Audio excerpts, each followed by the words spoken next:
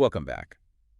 When you start looking at retirement planning, the annuity often stands out as the ultimate security blanket. A contract that promises a set, guaranteed income stream. Exactly, regardless of what the market does. And that insulation, that's incredibly appealing. It is. We have a stack of sources here focused on exactly that promise, but we're going past the marketing slogans today. Right. Okay, let's unpack this. Our deep dive today is into the fundamental limitations of annuities. Yeah. We need to look beyond the guaranteed income and understand the fine print that, well, sacrifices control and can crush your financial flexibility. It's absolutely essential context. Annuities are sold on certainty, but certainty in one area often means catastrophic inflexibility in another. That's a great way to put it. While fixed annuities are insulated from typical investment risks, you don't worry about the S&P 500 when you own one. They introduce new, distinct risks. And these all revolve entirely around commitment. Exactly. Our mission is to dissect these disadvantages, give you the necessary counterpoint to the perceived security, so you can determine if that level of commitment is truly suitable for you. I think the biggest emotional hurdle for people is just realizing how final the decision is. Once that contract is finalized, especially with a fixed contract, you know exactly what the Canadian issuer owes you. Down to the penny and the date? Yes, and that's the beauty. But here's where it gets really complicated. The beautiful stability means a major, sometimes painful, lack of flexibility. It's the cost of transferring that longevity risk to the insurer. The source material really emphasizes this rigidity. What does it say? That the annuity is set and, quote, for the most part, unchangeable. Unchangeable. You lock in the details, which sounds great, until you realize this setup fundamentally hampers your ability to acquire funds for unforeseen expenses. Right. You can't just tap the principal like a savings account. You are locked in. And that rigidity becomes a massive risk factor itself. And even though they're safe from the ups and downs of the stock market, two systemic financial risks still attach themselves to fixed annuities. Interest rate risk and inflation risk. Let's tackle interest rate risk first. This is really just a timing issue, isn't it? It is entirely a timing issue. Interest rate risk is the worry associated with buying a contract when rates are low. Okay, so say today's environment offers a 4% payout. Right. The policy owner worries that they secure that contract now only for the Bank of Canada to hike rates next year, and suddenly new contracts are offering 6%. Ouch. That 4% now feels like a permanent anchor. It means they missed out on securing a significantly higher income rate if they had just waited a year or two. That feeling of lost opportunity, being locked out of a better rate, that's a real psychological cost. It is. But what if you're retirement age and you need to start that income stream immediately? How do you hedge against that timing issue without just waiting and hoping? Well, the documents offer a strategic solution for managing this risk. It's known as laddering. Laddering.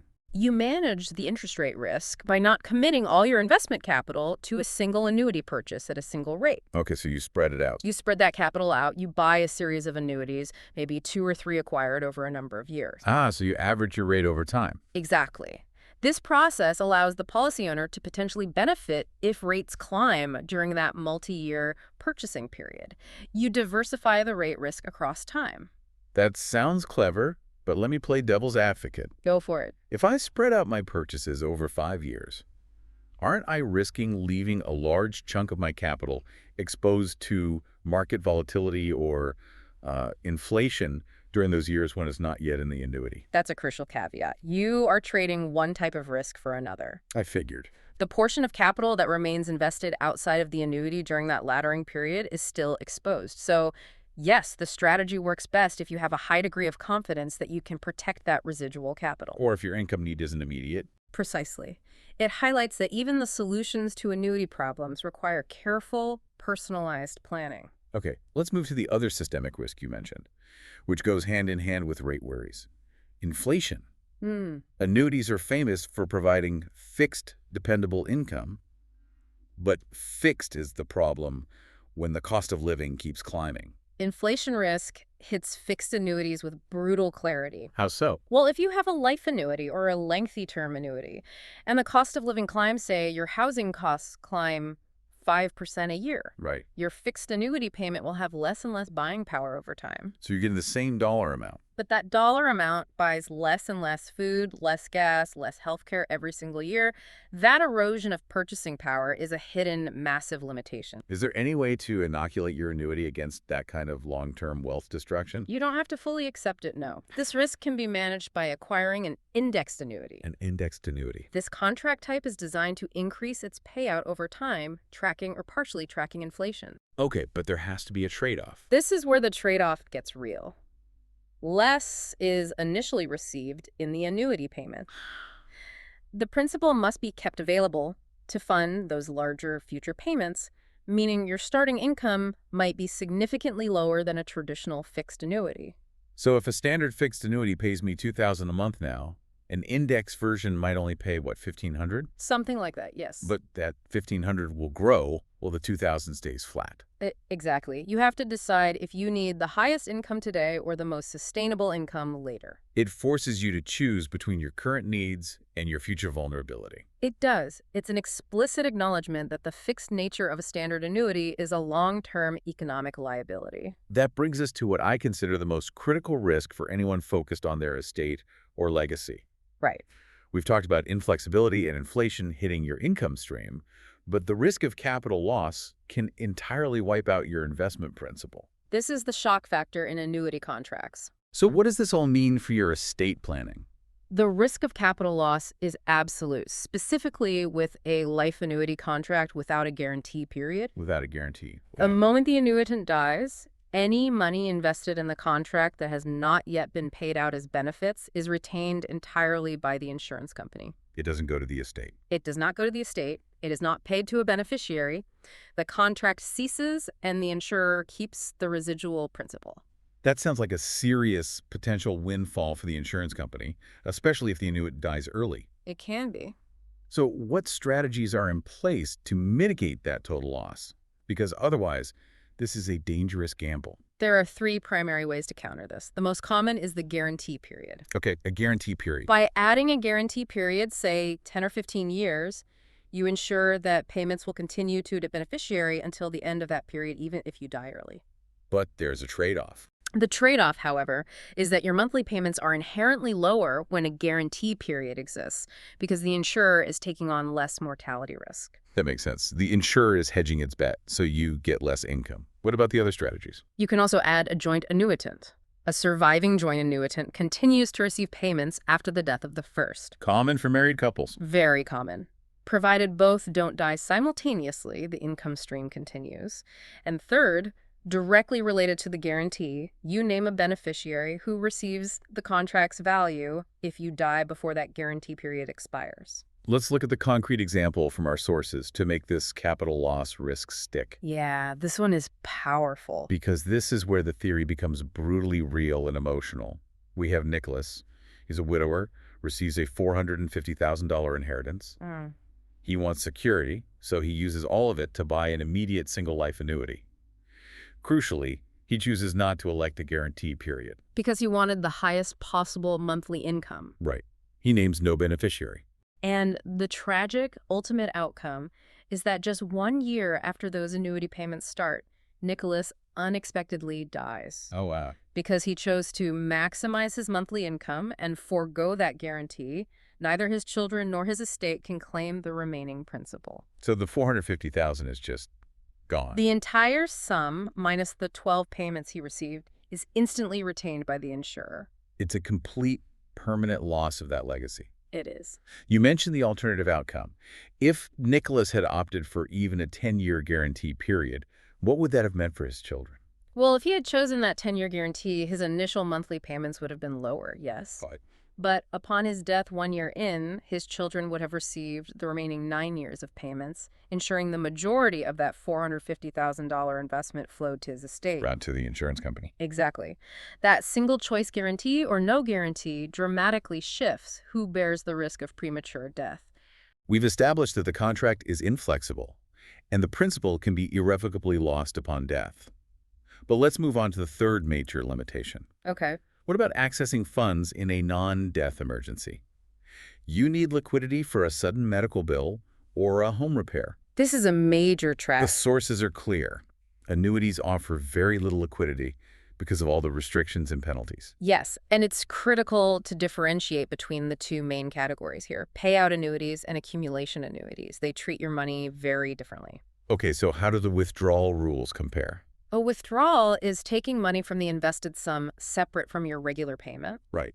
Payout annuities, the ones already paying you a monthly income, do not permit separate withdrawals at all. Completely locked down. Completely. However, withdrawals are permitted from an accumulation annuity, which is in the growth phase.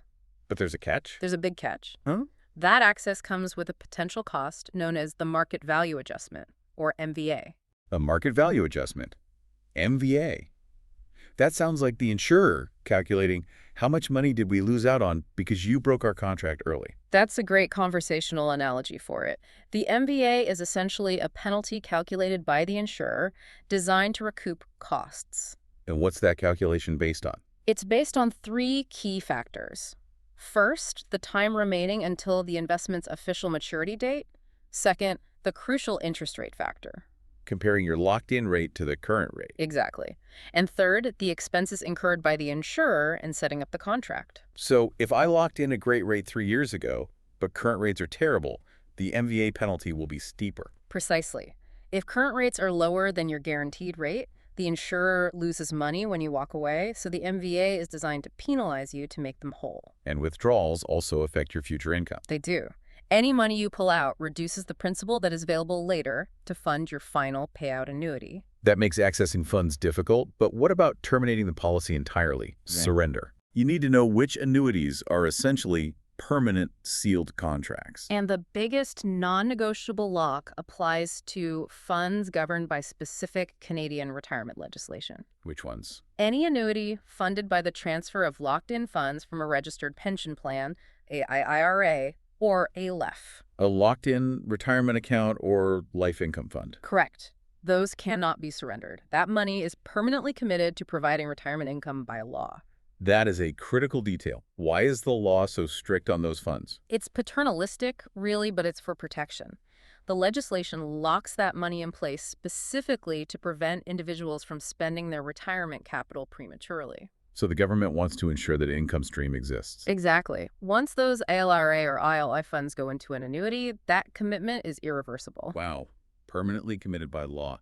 What about other types of contracts? A term annuity one that pays income for a set number of years may be surrendered for its commuted value. Commuted value. It means the policy is canceled, and you get a lump sum calculation of the present value of the remaining payments. And for the life annuity, the one that caught Nicholas in a bind. A life annuity can be surrendered before payments start. You get a portion of your deposit back. But here's the major constraint. What's that? A contract cannot be surrendered after payments from a life annuity begin. So once that income stream starts. It's irreversible. It's pay-in and lockdown. So the accumulation annuity remains the most flexible option. Correct, until the moment it converts into that guaranteed income stream. An accumulation annuity may be surrendered at any time for its cash value. But you'll face those MVAs and surrender charge. Oh, absolutely. The overarching bottom line is that surrender terms are in the contract, and penalties nearly always apply, significantly reducing what you ultimately receive. We started this dive by acknowledging that annuities offer stability, transferring the risk of living too long to the insurer. But what we've thoroughly uncovered is that stability comes at this significant interlocking cost of control. Control over everything. Control over responding to inflation, control over accessing liquidity, and control over ensuring your principal goes to your heirs. The true takeaway is understanding that trade-off. An annuity is a highly specialized financial tool. It's not for everyone. It transfers longevity risk, but it locks you into rigid terms that can be extremely detrimental if life doesn't follow your expected schedule. Like we saw with Nicholas. Whether that's dying prematurely or needing emergency access to capital, you must fundamentally grasp the difference between receiving a guaranteed income stream and losing accessible ownership of your principal. That rigid, irreversible commitment is the core limitation. It is. It's the one that buyers often overlook. Absolutely. Right. And that leads directly to a final, provocative thought for you to mull over. Okay. Considering how rigid the withdrawal and surrender rules are, especially for annuities funded by legally locked-in retirement funds like IRAs and LIFs, how should an investor balance the security of guaranteed income against the irreversible commitment of their principal? Is the certainty of income worth the complete loss of flexibility and control for potentially decades. That's something to keep exploring as you plan your financial future.